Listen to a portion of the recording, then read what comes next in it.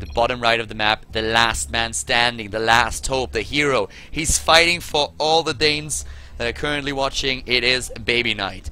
He was the first one who took a point onto the scoreboard. He was the one who took down Morrow, who completely defeated and crushed 3 players in a row, but couldn't perform the all kill. Now it's time for Baby Knight to shine. Baby Knight has to do and perform. He has to perform the miracle here.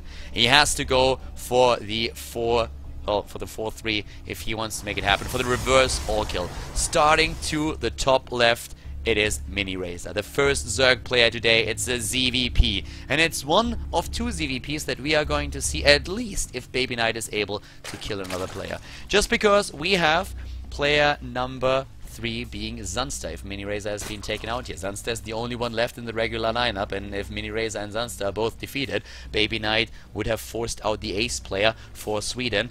But we are getting a little bit ahead of ourselves, so let's just focus a bit on what's going on in the game right now. We have a gateway opening for Baby Knight, and we have, all the way to the top left, the spawning pool starting for NMrUUG here. Overlords are crawling slowly across the map, trying to get into their scouting positions. And NMrUUG, can he pull it off? It would be amazing for Sweden with a 4-1 against Denmark. But Baby Knight, he's now the one that Denmark sent out, and he's trying. I mean, he's the one who took down Morrow. Morrow looked undefeatable after he took down 3 opponents in a row, and now it's time for the Protoss versus ZerG. So let's hope that Baby Knight practiced that matchup quite a bit. We have already the expansion started here for NMrUUG. At the bottom right of the map, we see the cybernetics squad. What is going to be the tech? Is it going to be another gateway pressure that he also tried to use against Morrow in a different matchup? Is it going to be the Stargate that is so popular right now against ZerG? It's absolutely incredible if you have a good control with your Phoenixes. They can just do so much damage. Like with a good Phoenix control, you can completely demolish a ZerG player, killing Overlords, killing Queens, killing drones. You can do quite a bit. At this point right now, we have at the natural, well, in the main base actually, gas taken for NMrUUG. All the way at the bottom right, we see an expansion being established for Baby Knight. At least the probe is already in position to pull it off. And there it is. And we also have for Baby Knight at the same time, as you can already tell, the warp gate research started. And the question after the mothership core is going to be out is still, what's going to be the tech? Robo? Just gateways? Are we going to see the Stargate? What's it going to be? Top left, on the other hand, we still have a little bit of gas mining going on. We will see speed, of course. That's going to be the first upgrade that he's going to bring into the picture. Well, sometimes we see ZerG players trying to skip the speed upgrade at the beginning and go straight into a fast attack. That works also really well if you're, for example, up against a Robo and you want to get the the Hydralist a little bit faster. But so far, he's going just straight into speed and droning up like a boss. All the way at the front, the 2 additional gateways to complete that wall that we see here. Zerglings are trying to sneak in. That's not going to happen just now. Oh, it's actually going to be 4 gateways for him. It's something that has also been spotted. So, whoa! Is he able? Yes, he's able to go through. No! Wow! One more hit and at least the probe would have died, but he doesn't get that off either.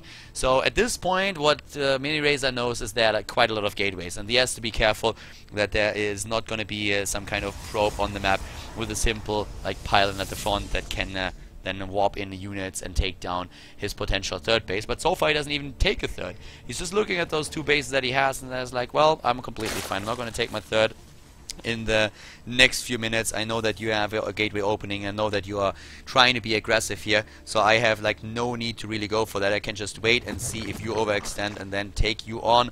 But for now, I'm just going to sit on my 2 bases, and that's going to make it a lot easier for me to defend it. So Zerglings are already being built here. We have the Roach Barn on the way, but that's going to be a little bit late in terms of army supply and overall drone supply. 36 against 26 harvesters, 16 versus 14 army supply. Double Queen against the Warp Prism, and that's gonna happen. He can take that down if he gets out of the Time Warp. On the other hand, the Zerglings are also streaming in, and Baby Knight at this point is just getting more and more units. The Roach Warren is nearly completed. Baby Knight does not plan apparently to go into anything like more harvesters. Now he's starting to switch things up a little bit. The drones are being chased away already, but with the roaches now being part of the picture, it's starting to be a bit iffy for all of those Zealots. If they get a good position between the mineral patches, it's going to be very different. But the queens alone are already doing the damage. How many harvesters were killed here? One harvester, 20 Zealots on the other hand. And talking about Zealots, another set of Zealots is already moving in. The queens need to be careful. No queen killed thus far. The mothership core went down, and also 9 harvesters. Resources lost much higher here for the Protoss player. So not really the opening that Baby Knight was hoping to get here. He was hoping to do some serious damage. He didn't really do that. He didn't do any damage whatsoever, to be absolutely honest with you. That was not something that worked out in his favor.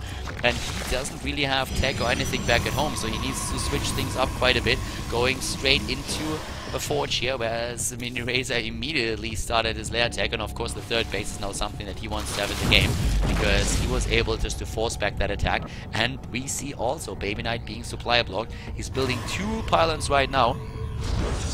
That is getting very, very dangerous for Baby Knight, and Danish players and viewers across the world are currently looking at this and are like getting a bit anxious, because Baby Knight is cutting things a bit too close here.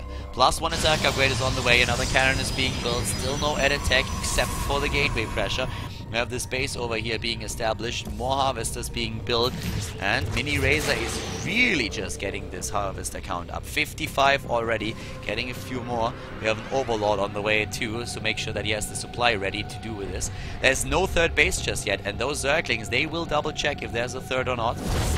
The army is moving out already, and we have the Hydra Den on the way. Hydra Den is on the way, and there is not even a robotics in the game. So with the Hydralisks right now, he could go up against not only a third base, but even if there's just going to be a little bit aggression of his opponent, he can also work against that. We have him with the evolution chambers too. There's the third base, and all of those additional sentries that is currently getting, that is delaying a robo, that is delaying a robotic spay, that's delaying a colossus. And that means that with good creep spat and a move out, the Hydra push here could do quite a lot of damage. The range upgrade has already been started, and if MiniRazer starts to utilize that timing, then Baby Knight is going to be in quite some trouble. If he gets a decent Hydra count up and moves across the map, then the shit is really going to hit the fan. We have now the Twilight Council also started for the blink, for the charge, and for the +2 attack upgrade. And creep is being spread. 9 Hydras are already being built. The harvester count is very solid at 61. And with speed for the Hydras, if he starts that too, if he moves cross map, this is going to get nasty. He can go for a couple of Zerglings here as well, of course, to shield his units. He has a 150 maximum supply, and he's only getting units at this point. And, well, finally for Baby Knight, we see the robotics. The force fields, they have to be perfect for him. This is going to get so dangerous for the Protoss player. The +2 attack upgrade has been started. He's starting at this third base, and the Hydra Den has been spotted, and he of course knows there are quite a couple of units already on the map. More and more Hydralisks, Zerglings as well. The range upgrade is completed. Army supply 68, 73 against 28. The Nexus is done. Photon overcharge is going to be a thing here, but MiniRazer is just getting unit after unit into the game, and the Phoenix Scout doesn't even see it. Here we have also the tech straight into the Spire in case that there are a few Colossi, and it's time for the force field. It's time for the Photon overcharge. He needs to get that. Is it going to be the snipe? The force field's working against the Protoss player. They're completely working against him. Baby Knight, what are you doing? He's going to lose it. He's going to lose the Nexus. There's no way to actually hold that. He's going to lose the third. There is no chance. He doesn't have the army anyways. Even without the force fields, he would have had a chance there. There's nothing else but a couple of sentries. Everything goes down. The tech, oh my god, he's losing the robo as well. He's already rebuilding it, but the first robo is gone. MiniRazer at 150 supply. There is nothing to contest the Hydralisks. Nothing. Hydralisks with speed upgrades started. The armor upgrade is hitting for them as well. They're taking down the warp gates. 1 gone, 2 gone. The third one being attacked. The force fields, they are everywhere. Lings are rushing in. More force fields going strong. The cannon taken out. He's going for the pylon. Can he snipe the forge as well? Oh my god. Baby Knight. Denmark is crying some silent tears as the Zerg army of the Swedish player is making its way international. The GG called MiniRazer. He takes game number 4. He wins it against Baby Knight. He's dancing the Hydras. This is the victory for Sweden. Sweden advances to the round of 8 and is now ready to take on Norway.